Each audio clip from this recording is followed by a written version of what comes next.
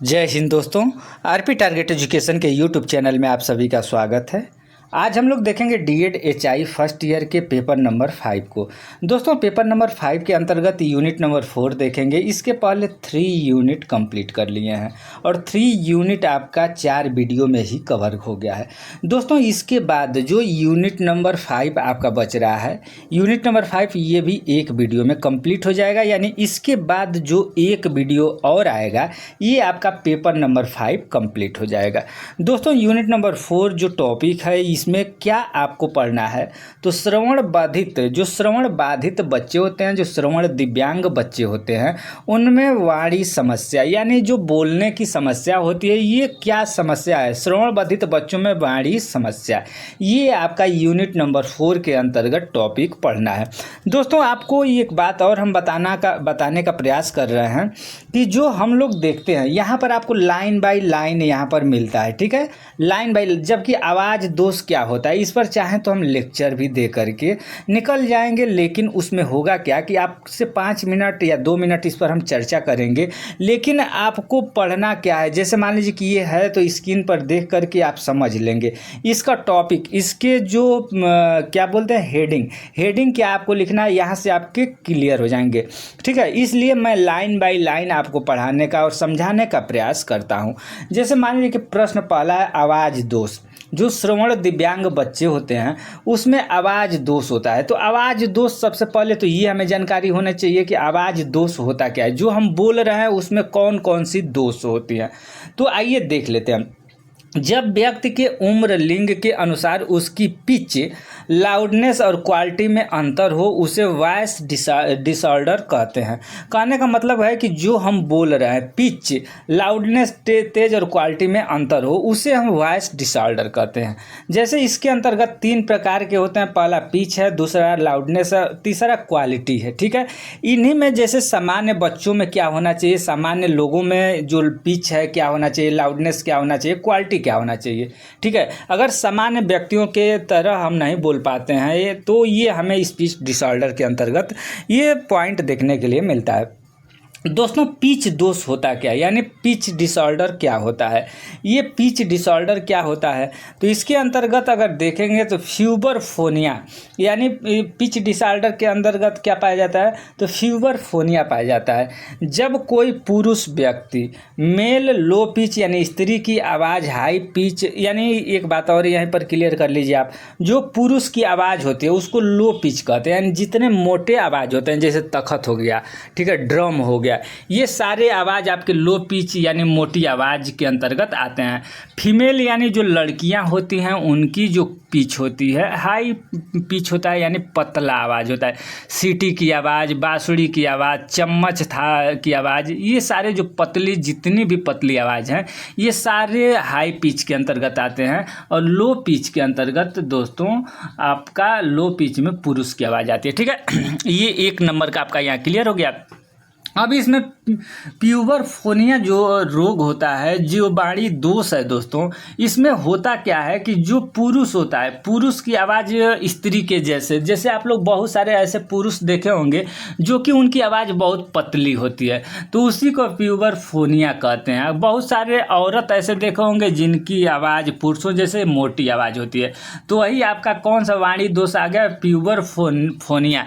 ये किसके अंतर्गत है, ये सारे पॉइंट हम लोग देख रहे हैं, तो पिच दोष यानी जो पिच होती है उसी के अंतर्गत, पिच दोष के अंतर्गत हम लोग ये देख रहे हैं। तो पहला आपका हो गया फ्यूबरफोनिया। दूसरा है दोस्तों एंड्रोफोनिया, यानी एंड्रोफोनिया में क्या होता है, जब किसी स्त्री या लड़की हाई पिच की आवाज़ पुरुष या आदमी लो पिच जैसी बोलने लगती है तो उसे एंड्रोफोनिया। कहने का मतलब देखिए दोस्तों, लड़की अगर पुरुष की आवाज़ में बोलती है तो उसको एंड्रोफोनिया बोलते हैं, ठीक है। लड़की जब लड़कों की आवाज़ में बोलती है तो उसको एंड्रोफोनिया बोलते हैं, और कोई लड़का लड़की की आवाज़ में बोलता है उसको फ्यूबरफोनिया कहते हैं। यहाँ पर ये फ्यूबरफोनिया और एंड्रोफोनिया क्लियर हो गया। पुरुष महिला की आवाज़ बोलता है और महिला पुरुष की आवाज़ बोलती है, ठीक है। नेक्स्ट पॉइंट हम लोग देख लेते हैं। Mono pitch. दोस्तों मोनो पिच क्या होता है? जब किसी व्यक्ति की आवाज़ में किसी प्रकार का उतार चढ़ाव नहीं होता उसे ही मोनो पिच कहते हैं, अर्थात व्यक्ति एक ही लय में बात करता है। जैसे मान लीजिए कि एक लय का मतलब हो गया कि जैसे उसमें उतार चढ़ाव नीचे ऊपर, जैसे आवाज़ में क्या है, कोई गाना गा रहा है इस तरीके से आवाज़ दे रहा है, एक ही लाइन में सुर ताल पकड़ा हुआ है, एक ही, कोई उतार चढ़ाव नहीं, कहीं कहीं उतार नहीं रहा है, कोई चढ़ाव नहीं हो रहा है, इस तरीके से नहीं हो रहा है, तो उसको मोनो पिच कहते हैं।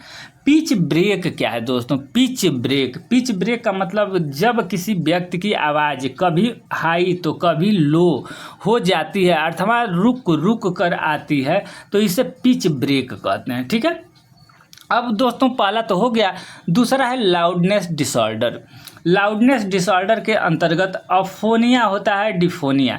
दोस्तों अफोनिया का मतलब क्या होता है? इसमें आवाज़ पूर्ण रूप से चली जाती है और कुछ भी सुनाई नहीं देता है, अफोनिया उसको बोलते हैं। डिफोनिया दोस्तों, इसमें आवाज़ आंशिक रूप से चली जाती है, उसे ही डिफोनिया कहते हैं। इसके दो, डिफोनिया यानी आदमी साँय साँय की आवाज़ जो निकालता है, आप लोग देखे होंगे।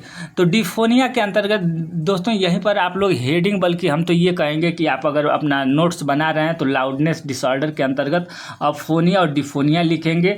अफोनिया में लिखेंगे कि इसमें आवाज़ पूर्ण रूप से चली जाती है, डिफोनिया में लिखेंगे कि इसमें आवाज़ आंशिक रूप से चली जाती है। ठीक है, और डिफोनिया दो प्रकार के होते हैं, डिफोनिया दो प्रकार के होते हैं। अब डिफोनिया दो प्रकार, टू लाउड और टू सॉफ्ट। टू लाउड और टू सॉफ्ट। टू लाउड का मतलब होता है जब कोई व्यक्ति बहुत तेज बोलता है तो उसे सुनने वाले को कर्कश चिड़चिड़ापन महसूस होता है, उसे टू लाउडलेस कहते हैं। टू सॉफ्ट का मतलब हो गया दोस्तों कि जब किसी व्यक्ति की वाणी सुनने वाले को काफ़ी हल्की धीमी लगती है, स्पष्ट रूप से सुनाई नहीं देता है, वो उसे टू सॉफ्ट कहते हैं। ठीक है, ये आपका क्लियर हो गया दोस्तों। इसी के अंतर्गत अब तीसरा पॉइंट हम लोग देखेंगे। दूसरा ये क्या देखें? दूसरा यहाँ पर आप लोग देखें लाउडनेस डिसऑर्डर। ठीक है, लाउडनेस डिसऑर्डर। अब तीसरा पॉइंट है ये आप देखेंगे क्वालिटी डिसऑर्डर। क्वालिटी डिसऑर्डर के अंतर्गत क्या होता है, यानी क्वालिटी जो हम बात कर रहे हैं, जो आवाज़ निकाल रहे हैं, उसकी क्वालिटी क्या है। हाइपरनेजोफायरिंग्स, हाइपरनेजोलिटी, यानी ये कौन सी डिसऑर्डर है? हाइपोनेजोलिटी के कौन सा डिसऑर्डर है? उसका हार्स वाइस, ब्रीदी वाइस, ये सारे हेडिंग आप लिख लेंगे और एक एक लाइन, एक एक पॉइंट आप इसके बारे में लिख लेंगे, तो दोबारा आप रिवीजन करेंगे तो आपको एक कॉपी पर एक जगह लिखेंगे, आपको खुद समझ में आ जाएगा। हाइपरनेजोलिटी का मतलब जब कोई व्यक्ति मौखिक ध्वनियों को नासिक ध्वनि के रूप में बोलता है, यानी जैसे नहीं बोला जाता है कि नाक का नाक में बोलता रहा, तो उसी तरीके से नाक में बहुत लोग ऐसे आप लोग देखे होंगे ने यानी जो आवाज़ निकालते हैं वो नाक से निकालते हैं, तो उसको हाइपरनेजोलिटी बोलते हैं। ठीक है, ये भी एक वाणी दोष के अंतर्गत पाया जाता है।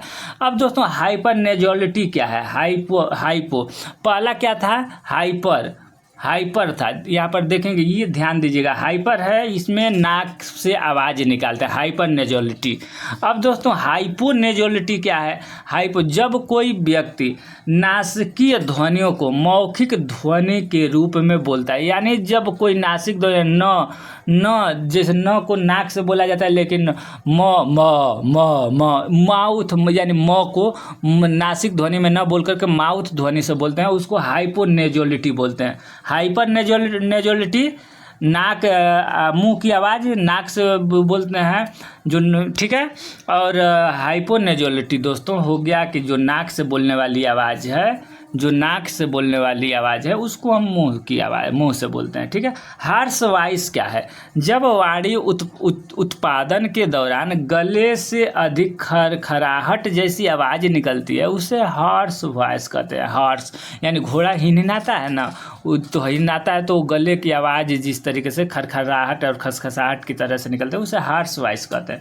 अब दोस्तों हार्श वॉइस हो गया। हार्श वॉइस चौथा में भी वही चीज़, ये देखिए हार्श वॉइस और हार्श वॉइस, जब वाणी उत्पादन के समय अधिक हवा के साथ खरखराहट की आवाज़ निकलती है तो उसे हार्शेस वॉइस कहते हैं। ठीक है, हार्शेस वॉइस और ये हार्श वॉइस। ठीक है। नेक्स्ट है ब्रीदी। वृद्धि वाइस यानी वृद्धि वाइस क्या है दोस्तों? वाणी उत्पादन के समय व्यक्ति वाणी के साथ हवा का प्रवाह करता है तो उसे वृद्धि वाइस कहते हैं। अब फ्लुएंसी क्या होता है? फ्लुएंसी क्या होता है और फ्लुएंसी डिसऑर्डर क्या होता है, ये नेक्स्ट टॉपिक के अंतर्गत आ जाता है। तो दोस्तों फ्लुएंसी का मतलब धारा प्रवाह जैसे हिंदी हम पढ़ते हैं तो ये होता है ना कि धारा प्रवाह आप पढ़िए, आप जो भी हिंदी की पढ़ते हैं उसको धारा प्रवाह पढ़िए तो फ्लुएंसी वो कहलाता है। धारा प्रवाह वाणी उसे कहते हैं जिसकी वाणी में लय, निरंतरता एवं दर रेट सामान्य हो, उसे फ्लुएंसी कहते हैं। अब फ्लुएंसी डिसऑर्डर के अंतर्गत क्या क्या चीज़ आता है ये आप देखेंगे। तो फ्लुएंसी डिसऑर्डर के अंतर्गत हकलाना आता है, ठीक है, हकलाना। उसके बाद तुतलाना, ये हकलाना और तुतलाना क्या फ्लुएंसी डिसऑर्डर के अंतर्गत आता है। दोस्तों उच्चारण दोष में सोडा जो ये शब्द देख रहे हैं इसका बहुत महत्वपूर्ण रोल है और यहाँ से आपको क्वेश्चन देखने के लिए मिल जाता है कि सोडा दोष क्या है, सोडा क्या है। तो ये सोडा एक वाणी दोष है, उच्चारण दोष है। अब ये क्या क्या चीज़ इसमें बच्चा करता है, उच्चारण दोष है ये, ठीक है। वाणी दोष अभी हम लोग ऊपर पढ़ रहे थे, ठीक है, वाणी दोष अभी हम लोग ऊपर पढ़ रहे थे। आपसे रिक्वेस्ट होगा कि आप अगर वीडियो देख रहे हैं और अपनी तैयारी करना चाहते हैं तो ऊपर जो हम अभी पढ़े वो वाणी दोष था। वाणी दोष के अंतर्गत कौन कौन हेडिंग आ रहा था, लाउडनेस आ रहा था, हार्श वॉइस, जितने सब हेडिंग बताए वो लिख करके एक लाइन उसके आगे लिख देंगे तो आपकी तैयारी अच्छी हो जाएगी। अब यहाँ उच्चारण दोष आ गया और ये सोडा जो कि बहुत महत्वपूर्ण होता है दोस्तों, ये आपसे क्वेश्चन पूछेगा ही पूछेगा, ठीक है। तो सोडा होता क्या है कि ये सोडा एस से क्या होता है, तो ये होता है सब्स्ट्रैक्शन यानी प्रतिस्थापन। दोस्तों इसमें क्या होता है कि बच्चा क्या करता है कि एक ध्वनि के बदले दूसरे ध्वनि का उच्चारण होना सब्स्ट्रैक्शन कहलाता है। यानी कमल को तलम बोल देगा, काजल को ताजल बोल देगा, नहीं बच्चे बोलते हैं, तो ये आपका प्रतिस्थापन एस से सब्स्ट्रैक्शन होता है, ठीक है दोस्तों। ओमिशन अब नेक्स्ट इसका ओ का ओमिशन हो गया, डी से डिस्टॉर्शन हो गया, ए से एडिशन। इसमें सब्स्ट्रैक्शन में क्या करता है, आवाज़ कलम को तलम बोल देता है। ओमिशन में एक अक्षर कोई मिस कर देता है यानी कोई अक्षर छूट जाता है, जैसे अभी हम एक एक करके। डिस्टॉर्शन में क्या होता है, उसका एडिशन में एक अक्षर जोड़ देता है। तो देख लीजिए ओमिशन यानी अक्षर छूट जाता है। शब्द या नाम का उच्चारण करते समय किसी ध्वनि का छूट जाना ही ओमिशन कहलाता है। जैसे खरगोश को खगोश, इसमें र छोड़ दिया यानी ओमिशन कर दिया। एप्पल को पल, यानी कुछ भी अक्षर में एक अक्षर छोड़ देता है वही ओमिशन हो जाता है। ये इस तरीके से जो भी बच्चे दिक्कत करते हैं, कोई शब्द का बीच का अक्षर छोड़ देते हैं तो वो ओमिशन उच्चारण दोष के अंतर्गत आता है। अब डिस्टॉर्शन दोस्तों अस्पष्टता, जब कोई ध्वनि अस्पष्ट होती है उसे डिस्टॉर्शन कहते हैं। कामना को कमना बोल रहा है तो ये आप डिस्टॉर्शन के अंदर। दिव्या दव्या, अनिता अनित इत्यादि ये सारे आपके डिस्टॉर्शन के अंतर्गत आ गए दोस्तों, डिस्टॉर्शन अस्पष्टता। अब दोस्तों लास्ट है एडिशन। एडिशन का मतलब हो गया कि उसमें कुछ शब्द जोड़ देता है। एक ध्वनि में किसी एक और ध्वनि का जुड़ जाना एडिशन कहलाता है, ठीक है। इसमें स्टेशन देखिए किस तरीके से लिखा है, स्टेशन, और इसमें ई जुड़ गया है, ठीक है, ई जोड़ दिया है। प्लान में पिलान हो गया है, स्कूल में ई इसमें भी जोड़ दिया गया है। तो ये क्या है, ई एक जो इसमें शब्द जोड़ दे रहा है वही एडिशन होता है। ये सोडा आप देख लिए, सोडा के जो चारों हेडिंग है दोस्तों ये आप याद रखेंगे। और इसमें क्या करता है बच्चा, एस से सब्स्ट्रैक्शन होता है, इसमें कलम को तलम बोलता है, ओ से ओमिशन होता है यानी बीच में का अक्षर खरगोश को खगोश बोल देता है, डी से डिस्टॉर्शन होता है, अस्पष्टता होता है, जैसे राम को आम बोल दिया यानी अस्पष्ट होता है। ए से एडिशन होता है, स्टेशन जैसे हम लोग जोड़े, स्टेशन में ई शब्द जोड़ देता है वही। तो ये सोडा आप याद रखेंगे। चलिए आइए नेक्स्ट पॉइंट देख लेते हैं क्या प्रश्न किया गया है। नेक्स्ट है दोस्तों वाणी बोधगम्यता या अस्पष्टता क्या है, वाणी अस्पष्टता क्या है, ठीक है। वाणी बोधगम्यता या अस्पष्टता क्या है, यह वक्ता के वाणी के अस्पष्टता पर निर्भर करता है। वक्ता का वाणी श्रोता को कितनी आसानी से समझ में आता है, अच्छी वाणी को श्रोता आरामदायक सुनकर समझ सकता है। अस्पष्ट वाणी को श्रोता को समझने में समस्या होती है। वाणी बोधगम्यता को मापने समझने के लिए मूल्य निर्धारण पैमाना का उपयोग करते हैं, जिससे वाणी के अस्पष्टता को चिन्हित करता है। दोस्तों अब आ जाते हैं वाणी बोधगम्यता या अस्पष्टता, यानी वाणी जो होता है, वाणी अस्पष्टता क्या होता है, जो हम बोलते हैं और जो हम बोल रहे हैं वो आप अच्छी तरीके से समझ ले रहे हैं, आपको कोई समस्या नहीं हो रही है, तो वाणी अस्पष्टता के अंतर्गत आता है। लेकिन हम जो बोल रहे हैं वो स्पष्ट वाणी है कि नहीं स्पष्ट है, इसका कोई मापन होगा ना, मूल्यांकन तो होगा। आखिर कैसे हम जानेंगे कि जो हम बोल रहे हैं वो सही बोल रहे हैं कि नहीं सही बोल रहे हैं, तो उसका मापन किया जाता है। तो वही है वाणी का मूल्यांकन। जो हम वाणी बोल रहे हैं उसका मूल्यांकन हम करेंगे, तो मूल्यांकन का मतलब हो गया कि जो हम बोल रहे हैं वो सही बोल रहे हैं कि नहीं। यानी किसी व्यक्ति की बोलने की क्षमता और भाषा कौशल का असेसमेंट करना, इसमें उच्चारण, भाषा समझ, अभिव्यक्ति, विभिन्न प्रकार की बोलने की कठिनाइयों का मूल्यांकन शामिल होता है। ठीक है, अब आइए उच्चारण मूल्यांकन। दोस्तों उच्चारण मूल्यांकन का मतलब क्या हुआ? उच्चारण मूल्यांकन, जो हम उच्चारण करते हैं उसका मूल्यांकन। यह मूल्यांकन व्यक्ति के विभिन्न ध्वनियों को सही ढंग से बोलने की क्षमता को देखता है। ठीक है, नेक्स्ट है भाषा समझ या मूल्यांकन। यह मूल्यांकन व्यक्ति की भाषा को समझने और उसकी व्याख्या करने की क्षमता को देखता है। अभिव्यक्ति मूल्यांकन। अभिव्यक्ति मूल्यांकन का मतलब हो गया दोस्तों, यह मूल्यांकन व्यक्ति की विचारों और भावनाओं को व्यक्त करने की क्षमता को देखता है। बोलने में कठिनाइयों का मूल्यांकन। यह मूल्यांकन हकलाना, झिझकना और अन्य बोलने की कठिनाइयों को देखता है। वाणी मूल्यांकन कई कारणों से किया जाता है, यानी जो वाणी का मूल्यांकन है वो किन किन कारणों से किया जाता है। आखिर वाणी का हम मूल्यांकन क्यों करेंगे? दोस्तों वाणी का मूल्यांकन हम इसलिए करते हैं कि जो हम बोल रहे हैं वो सही तरीक़ा से बोल रहे हैं कि नहीं बोल रहे हैं। ठीक है, तो बोलने में कठिनाइयों की पहचान करना, यह मूल्यांकन व्यक्ति में बोलने में कठिनाइयों की पहचान करने में मदद करता है। ठीक है, अब कैसे हम करेंगे? जैसे मान लीजिए कि किसी के वाणी का मूल्यांकन करना है तो चिकित्सा के लिए योजना बनाना है, यानी वाणी मूल्यांकन के लिए चिकित्सा के लिए हमें पहले योजना बनाना पड़ेगा। यह मूल्यांकन व्यक्ति के लिए चिकित्सा के लिए योजना बनाने में मदद करता है। प्रगति को मापना, यह मूल्यांकन व्यक्ति की प्रगति को मापने में मदद करता है। नेक्स्ट है शिक्षकों और माता पिता के लिए जानकारी। जो वाणी मूल्यांकन है यह मूल्यांकन शिक्षक और माता पिता के लिए व्यक्ति के बोलने और भाषा कौशल के बारे में जानकारी प्रदान करता है।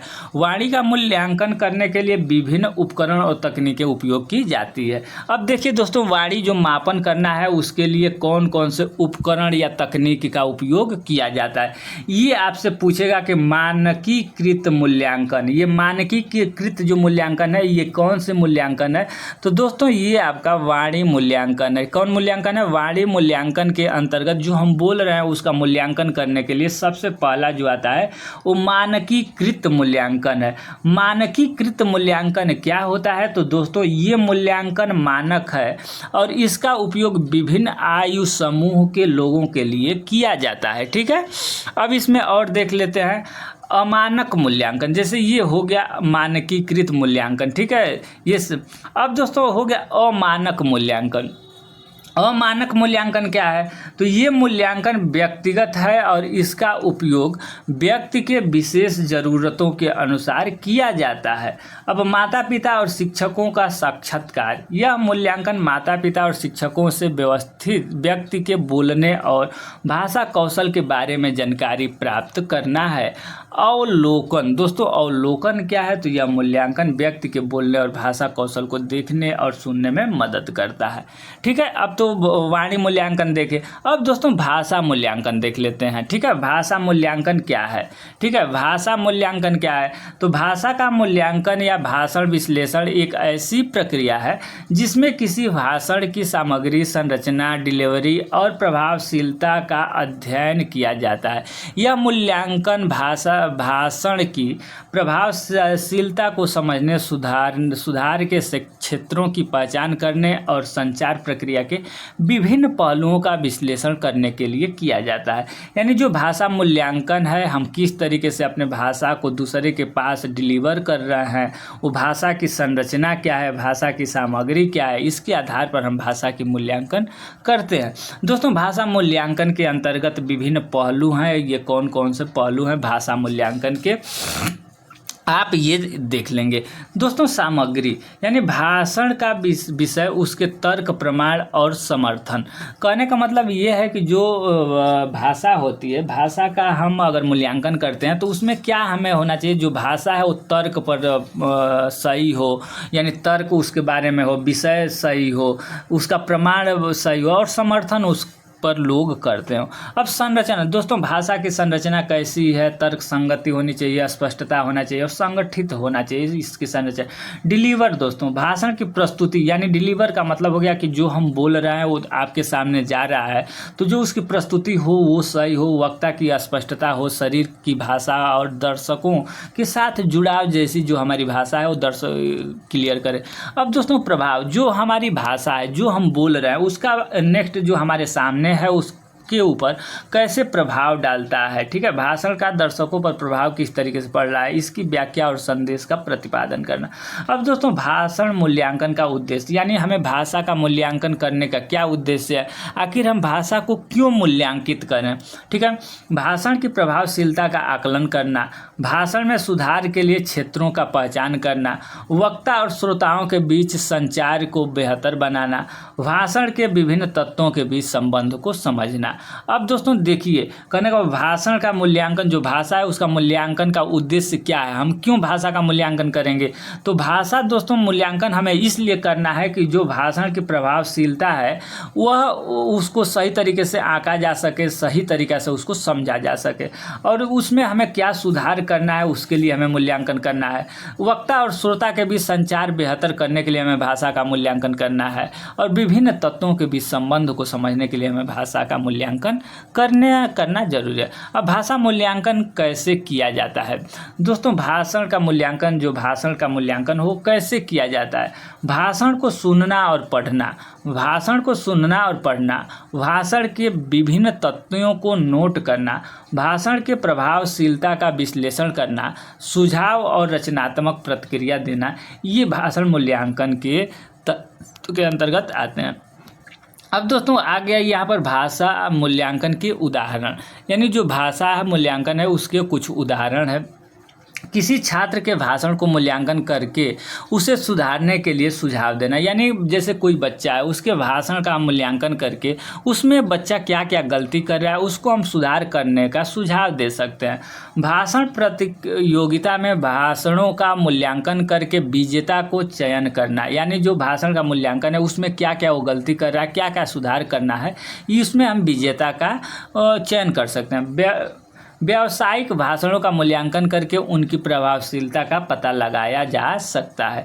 नेक्स्ट जो टॉपिक होगा ये दोस्तों यूनिट नंबर आपका 5 होगा और पेपर नंबर जो ये 5 है इसका ये यूनिट नंबर 5 लास्ट चैप्टर होगा। ठीक है, तो वीडियो आप देख रहे हैं, चैनल पर नए हैं तो चैनल को सब्सक्राइब करके बेल आइकन को दबा लेंगे, क्योंकि इस चैनल पर आप देखेंगे कि आपका पेपर नंबर पहला, दूसरा और तीसरा ये कंप्लीट हो गया है और ये 5वां जो आपका पेपर है दोस्तों, 5वां पेपर भी कल जो वीडियो बनेगा 7 बजे आपको मिलेगा, तो 5वां पेपर भी कंप्लीट हो जाएगा।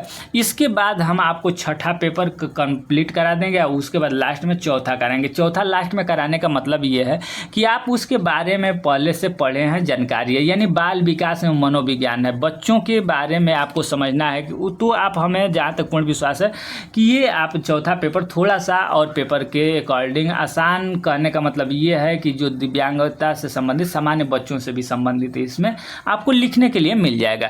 तो दोस्तों वीडियो कैसा लग रहा है, जो भी वीडियो आपको जैसा भी लग रहा है कमेंट सेशन में कमेंट एक कर देंगे, उससे क्या होगा कि हम मोटिवेट होंगे। चैनल पर पहली बार हैं तो चैनल को सब्सक्राइब कर लेंगे, दूसरे के पास शेयर कर देंगे। देखने वाले संख्या बहुत कम है चैनल पर अगर देखा जाए तो, क्योंकि जो स्पेशल डीएड वाले जो बच्चे होते हैं उनको पढ़ाने के लिए सब लोग नहीं पढ़ाते हैं, बच्चे बहुत कम होते हैं और व्यूज बहुत कम जाता है, इसलिए लोग नहीं पढ़ाना चाहते हैं। वो लोग सामान्य डीएड को पढ़ाते हैं, बीएड को पढ़ाते हैं, दूसरा कुछ पढ़ाते हैं। लेकिन अगर हम आप लोगों के लिए कम व्यूज पर भी आप लोगों के लिए मेहनत कर रहे हैं तो आपका भी दायित्व तो बनता है कि कम से कम कुछ न करें तो वीडियो को लाइक कर दें, सब्सक्राइब कर दें, दूसरों के पास शेयर कर देंगे। धन्यवाद।